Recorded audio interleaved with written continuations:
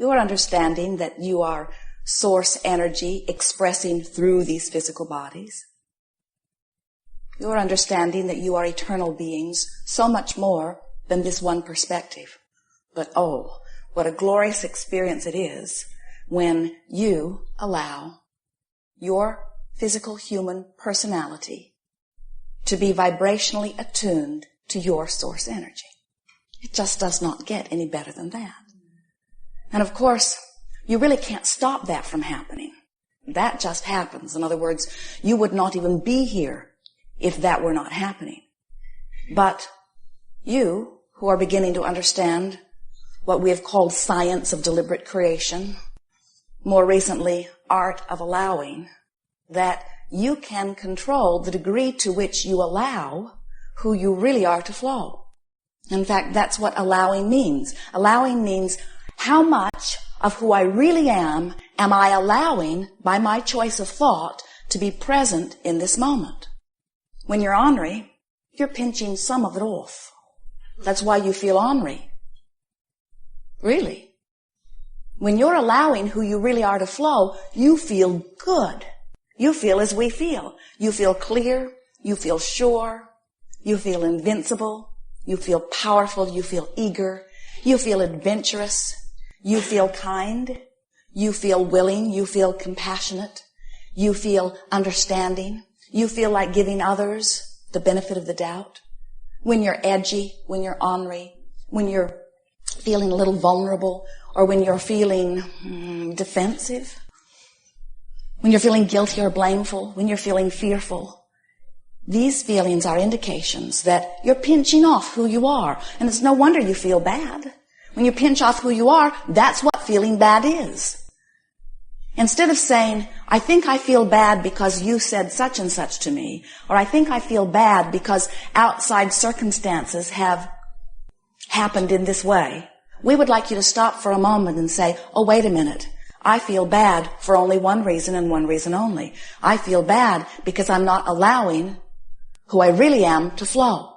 And this is what it feels like when I pinch that off. We say, somebody should do something about that. And guess what? There is only one person who can. So, we have a new game for you to play. And the game goes like this. I've decided in my physical human form that I'm going to take complete, ultimate, only responsibility for everything that happens to me. I'm not ever again, it'll take a little getting used to, I'm not ever again going to blame somebody else for where I am, for how I'm feeling, for what's happening to me. Can you imagine if everyone would say, it's my job, my life is my job? So you don't blame your mate anymore, you don't blame your kids, you don't blame your parents, you don't blame your teacher, you don't blame circumstances. You say, I take full responsibility. The reason that this is ultimately so satisfying is because you have only ever always been the only ever always one who could only ever always do anything about anything in your life experience. Nobody else can do anything. In other words, asking someone else to change, even if they're willing, even if they can do it for 5 or 10 or 15 or 20 years, even if you can get somebody else to contain their behavior so that you will feel better, you are the only one ever that could do anything about it. And so when you stop and think about it and you think,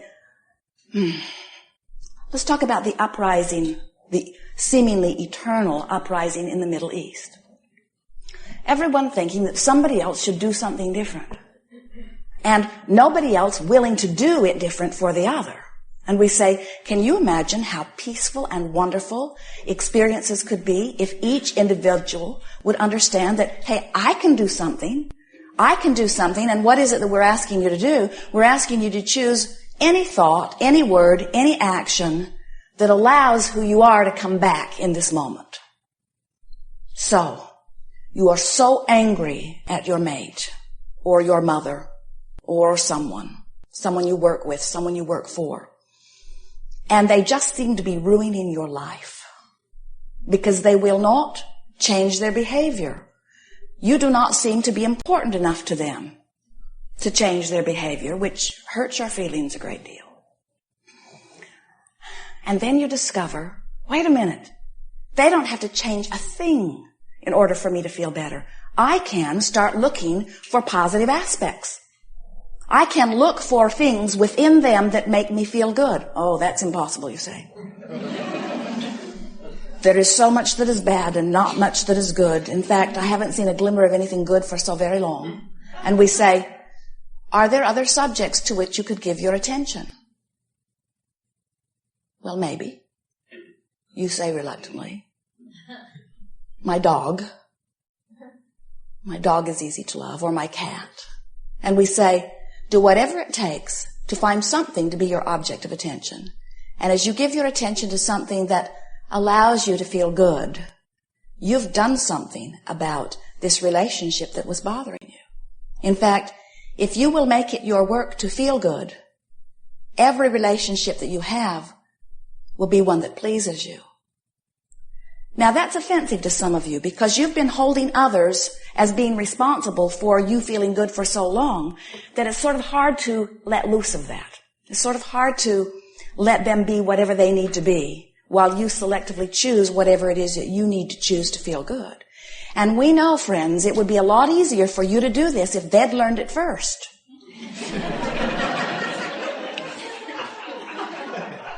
But you can't wait for them to figure this out. And you don't need to, because once you figure it out, your life is going to feel so much better.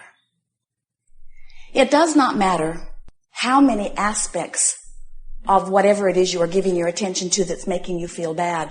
It does not matter how many negative aspects there are. It is our absolute knowing that in there somewhere are some positive aspects. Now, it might be that the way your relationship has been evolving, that you have begun to focus upon the aspects that you don't like. So you have activated that part of your vibration to an art. So that when you come together with this person or these people, that what they mostly show you is that part that is most active in your vibration. Did you hear that? What they mostly show you is the part that is most active in your vibration.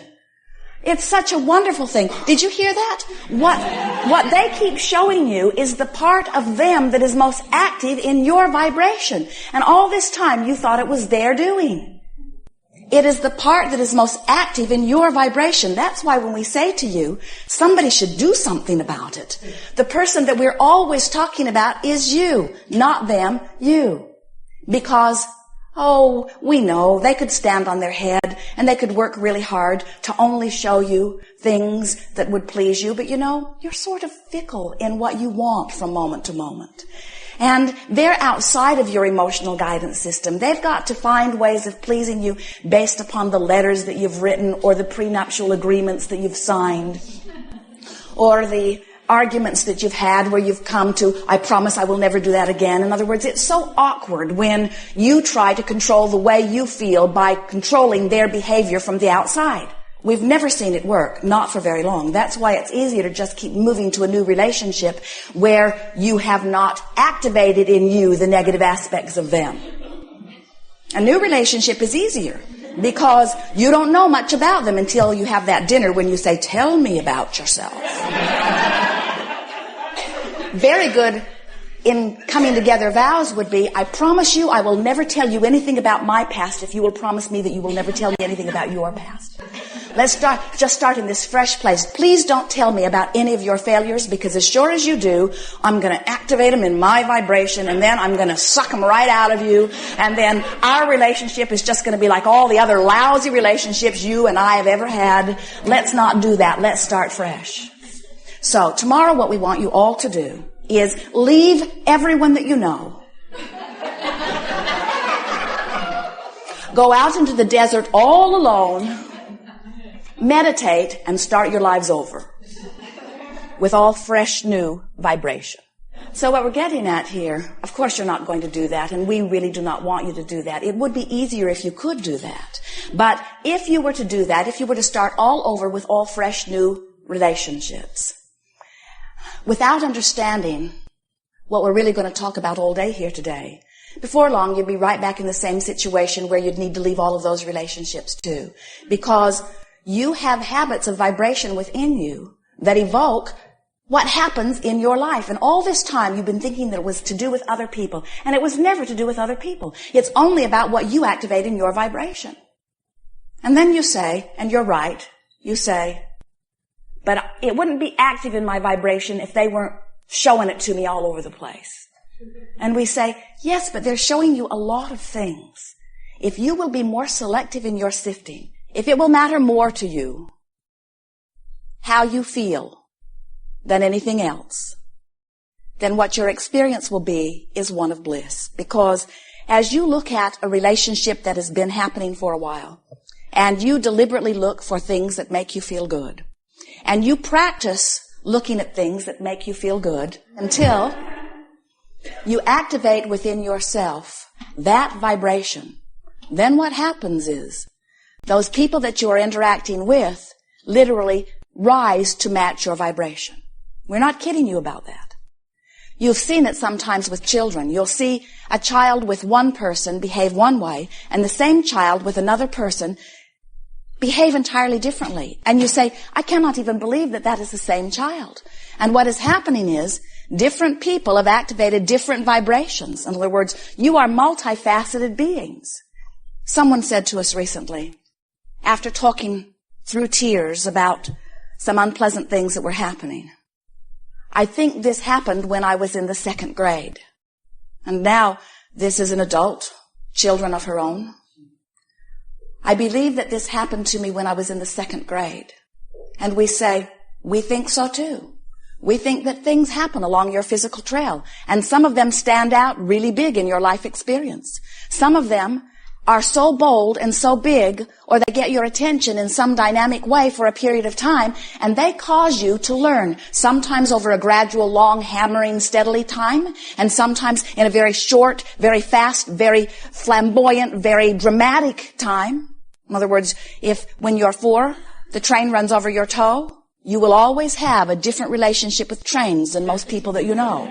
When things happen like that, it causes you to begin to offer a vibration in a more dynamic way. And then what happens is, without knowing it, you practice those vibrations. You talk about them over dinner, you think about them, you dream about them, you write letters about them. Now you're writing electronic mail letters about them. In other words, you find yourself communicating about what your lives have been or about what your lives be. And so you keep alive a vibration within you that is the point of attraction. You remember that, don't you? This is a vibrational universe, and everything is about vibration. Everything is about law of attraction. It is a universe of inclusion. There is no exclusion. So whatever it is you are offering vibrationally, that represents your life experience. So let's say that you have a particular poignant relationship with someone when you're very young, and that relationship causes, for whatever reason, a vibration to be activated within you. Maybe you begin to feel vulnerable. Maybe somebody picks on you on a pretty regular basis, and you develop some patterns of vulnerability or defensiveness. And then you practice them and practice them and practice them so much so that almost everybody that shows up in your experience treats you in similar ways, until later people say about you, well, you have a chip on your shoulder, or you're very defensive. When you come into your first relationship, that begins to evolve pretty quickly. And then in psychotherapy it is determined, well, that happened in 2nd grade. And we say, a lot of things happened in 2nd grade and 3rd grade and 4th grade. A lot of things happened. A lot of things happened yesterday. Some things will happen today. But now you are in the place that you understand about vibration. Now you are in the place that you understand that your emotions tell you about how you are feeling. And they tell you how much of who you really are you are allowing.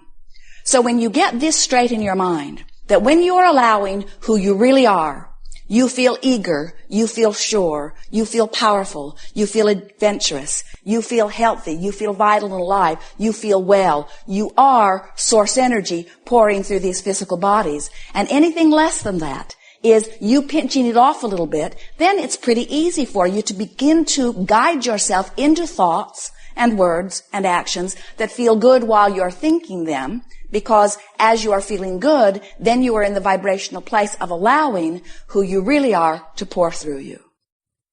It is so much fun to watch our physical friends coming back consciously and deliberately into their own power.